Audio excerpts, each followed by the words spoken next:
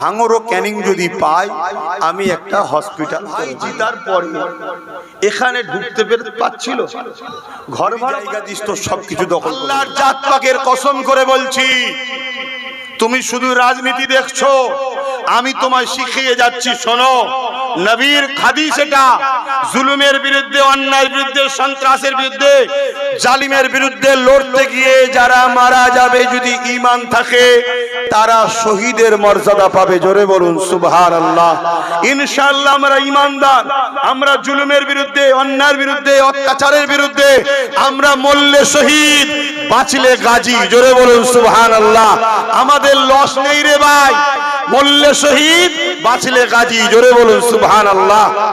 তারপরে পঞ্চায়েতের ঘরে দেখুন কয়েকটা ভাই শহীদ হয়ে গেল, ঘর ছাড়া। আবার কত জুলুম শুনছেন। তারপরে কি হলো, লোকসভা ভোট চলে এলো, সময় পাচ্ছি। এই যে জেল খাটা, ঘর ছাড়া, এদের পিছনে আবার পঞ্চায়েতের পরে খরচ হয়েছে না হয়নি, সময় গেছে না যায়নি। তারপরে কি হলো, লোকসভায় আবার জুলুম হয়েছে না হয়নি। তারপরে কি হলো, ওয়াকফ নিয়ে, সিএ নিয়ে, এর মধ্যে অনেক আন্দোলন করতে হয়েছে না হয়নি। আন্দোলন করতে গিয়ে, প্রোগ্রাম করতে গিয়ে খরচ হয়েছে না হয়নি। তারপরে কি হলো, এই যে এসআইআর চলে এলো। এই সব পেরেশান নিয়ে আমাদের এত দিন গেছে, একদিকে সময়, একদিকে অর্থ, অপর দিকে এরা জায়গা করে দিতে পারেনি। বলো এখানে আমার কোনো দোষ আছে? বলো যদি দোষ থাকে বলো। তারপরে নওশাদ ছিল 42 দিন জেলে।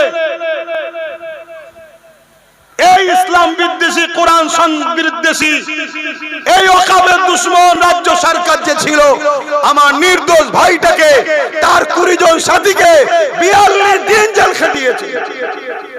তারপরে ওয়াকফ বাঁচাবার জন্য আন্দোলন করতে গিয়ে ভাঙড় সহ, বাংলা সহ আমার ভাই আবার জেল খেটেছে। এদের পিছনে টাকা আমাকে খরচ করতে হয়েছে, আমার ভাই কোথা পাবে? পাই তো 1 লক্ষ কি 1.5 লক্ষ টাকা রে বাবা, ওটাও খরচ করেছে। আর খরচ আছে না? আমি যা বললাম, একটা বড় হসপিটাল হতো না, যা অর্থ খরচ করেছি, কেস কামারি, ইটা সিটার পিছনে খরচ হতো না? হতো না? তাহলে 5টা বছর যদি জায়গা পেতাম, করার মন মানসিকতা ছিল না? ছিল না? আর একটা কথা বলছি, ধরুন আমি বড় ভাই হিসাবে আমার ছোট ভাইকে বললাম, সামনে ঈদে তোকে একটা গাড়ি গিফট করব।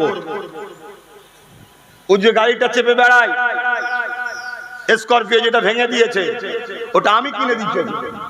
আজকে আমার গাড়িটা নিয়ে চলে গেছে, ঘর থেকে বেরিয়ে জলসায় যাবো, দেখি আমার গাড়ি নিয়ে। আর একটা কালো গাড়ি, ওটা আমার একটা ভালোবাসার ছেলে, ওরও ভালোবাসার, তার থেকে ভাড়া নিয়েছে। আর যেটা হারিয়া, কথা বুঝলেন, ওটা একজন আমারই, ধরতে গেলে আমারই গাড়ি, একটা ভালোবাসার মানুষ, সে যাই হোক, অত ডিপে ঢুকছি না। ওই গাড়ি আমি ঘুরি, বেরিয়ে দেখি 2টো স্করপিও নেই, হারিয়েও নেই।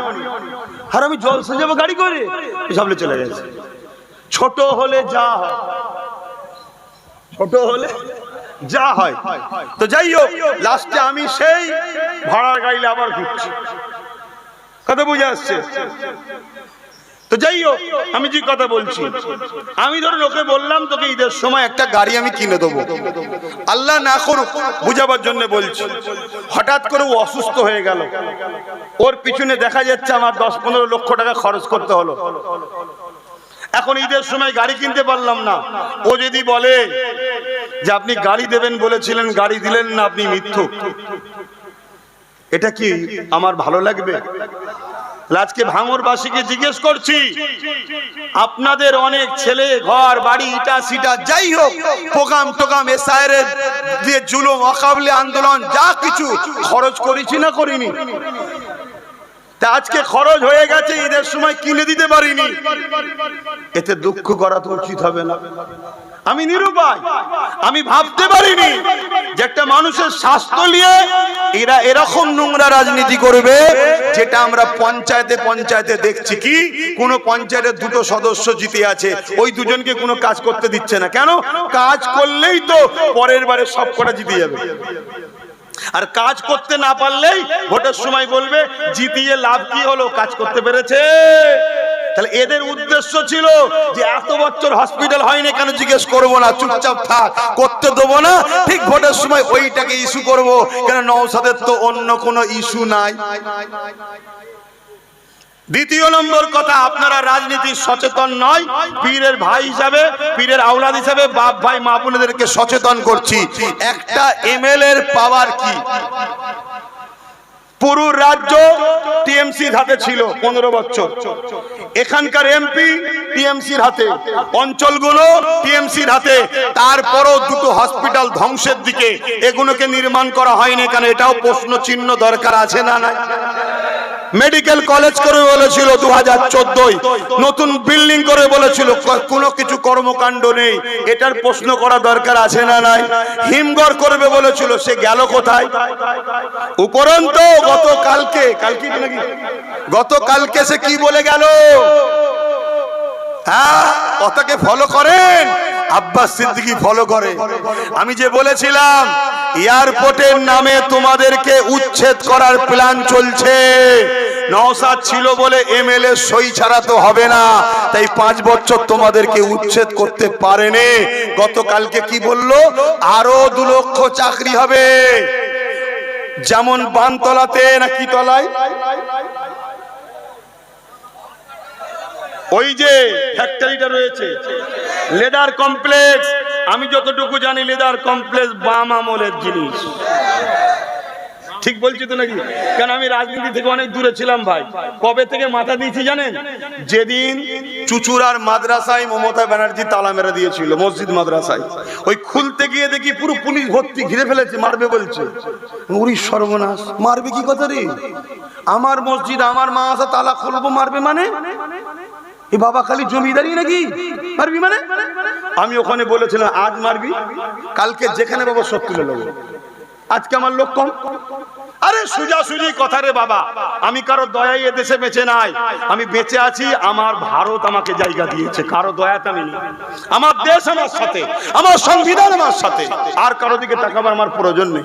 আমি ভালোবাসি ভারতকে, আমি সংবিধানের পক্ষে, এ দেশের জন্য আমার দাদা হুজুরের অবদান আছে, এ দেশের জন্য আবার কখনো যদি রক্ত লাগে, ওই রক্ত জীবন আমি দিতে রাজি আছি। কিন্তু কোন লোক নেতা হয়ে সেই দিয়ে মনে করে আমি দেশ, না না, তাকে জুতোর তলায় রাখি। তুই দেশ নয়, দেশ হলো ভারতবর্ষ। ভারতকে ভালোবাসি, তোকে নয়। তুই ন্যায়ের পক্ষে থাকবি, স্যালুট করবো, তোর হয়ে প্রচার করবো। তো যাই হোক, আমি তখন বললাম না, হুজুর হলে শুধু হবে না, রাজ পাওয়ার দরকার। তা আমি তো হুজুর হয়ে গেছি, আমি তো আর পাচ্ছি না। তখন দেখলাম কাকে করা যায়, হঠাৎ করে নওশাদের কথা মনে পড়লো। ও তো দেখছি এখন খেলাধুলা পড়াশোনা করছে, ওকে বুঝাই, ওকে বুঝালাম। তারপরে আরো কত ফাইনাল হলো, যখন এনআরসি কদবে বলেছিল, আমি বলেছিলাম সুপ্রিম কোর্টে গিয়ে মামলা করেন আপনি রাজ্যবাসীর পক্ষ থেকে। ওই দিন আমার বাড়িতে 2500 পুলিশ পাঠিয়েছিল, মনে আছে? তখন বললাম আর দেরি করলে হবে না, ডিসেম্বরে পুলিশ, 21শে জানুয়ারিতে রাজনীতির দল ঘোষণা। সেই রাজনীতির দলের এখন সর্বোচ্চ পদে দায়িত্বে নওশাদ সিদ্দিকী আছে, আমি তৈরি করে ওর হাতে দিয়ে দিয়েছি। কেন? প্রথমবারে প্রচার করেছিলাম, কেন? ওকে কেউ চিনতো না, এই মুখটাকে চিনতো, একটা চীনা মুখ দরকার, তো এজন্য প্রথমবার ডাইরেক্ট নেমে গিয়ে করে দিয়েছি। না হয় আমার প্ল্যাটফর্ম বাপ এটা, আমি এসে বাবারাই করবো, চিন্তার কোনো কারণ নেই। দুয়া তাবিজ পানি ফু দিয়া হাত দিয়া কবর জিয়ারত, এটা আমি করবো, কোনো চিন্তা নেই। আর কোন জায়গায় ফেসে টেসে গেলে আমাকে এসে বলবেন, আমি ওকে দিয়ে করিয়ে দেবো খনি। তাহলে দুটোই দরকার আছে না? না, শুধু হুজুর দরকার না, ফু দিলে কি পেটের যন্ত্রণা যদি ভালো হয় হবে, কিন্তু ফু দিলে কি চাকরি এসে যাবে? চাকরির জন্য লোক দরকার তো। তাহলে ভুল কিছু করিনি তো। যাক, মূল কথা থেকে চলে যাচ্ছি। কি কথা বলছিলাম? হ্যাঁ, লেদার কমপ্লেক্স। তারপরে কি বললো? আরো 2 লক্ষ চাকরি।